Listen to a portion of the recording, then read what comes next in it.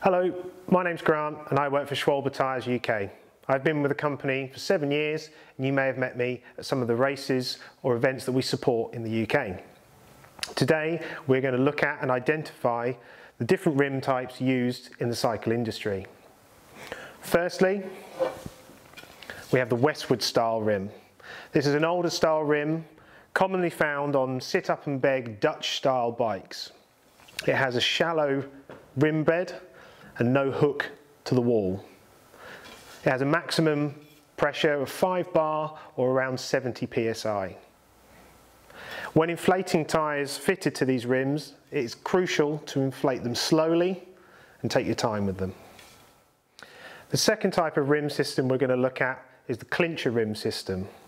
The first type, as seen here, is a single wall rim, and as you can see, the spoke heads are exposed. These rims are not tubeless compatible and are predominantly used at lower pressures. It's important to use the correct rim tape with these to avoid punctures from the spoke heads puncturing the inner tube. Fabric tape is perfectly capable and will do the job fine. It's often cheaper. You can use high pressure tapes. These will work fine with it, but maybe a little bit of overkill. The second type of clincher rim we have is a double wall rim. As you can see, it has a cavity to the rim, and you can see drillings exposing the nipple head, allowing access. These rims will take higher pressure than a single wall rim and can often be tubeless compatible. It's still important to make sure that you've got the correct type of rim tape with these. High pressure rim tapes used with tubes, often on road bikes, and for tubeless applications, a tubeless rim tape. There are a couple of unique variants of the Clincher rim. We have here a full carbon Clincher road rim with a braking surface. Something to be aware with these is that they can generate heat under heavy braking. For this application, a tubeless setup, where fittable, is best applied. Second to this, we'd recommend the use of an aerothan inner tube because these are less affected by heat and reduce the chance of tube failure.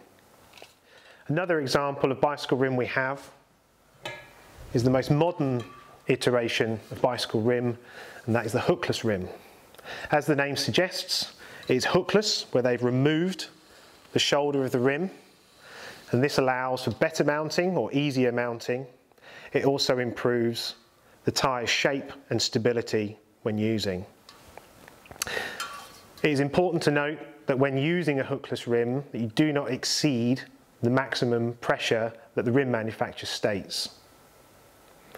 Also important to note that even when using an inner tube, that you do need to use a tubeless tyre with these rims.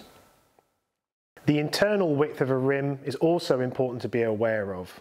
This will have an impact on the tyre's shape and size.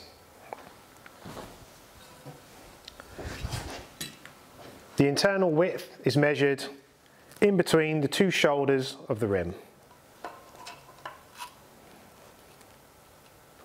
For example, our Schwalbe Pro 1 is built around a 19mm internal. So if you have a 28mm Pro 1 on a 19mm internal rim, it should measure a 28mm. Running it on a narrower rim, perhaps a 16mm internal rim, will cause the tyre to show as narrower than 28mm. This can also affect how stable the tyre is. If you could imagine standing with your feet closer together, it's easier to topple over.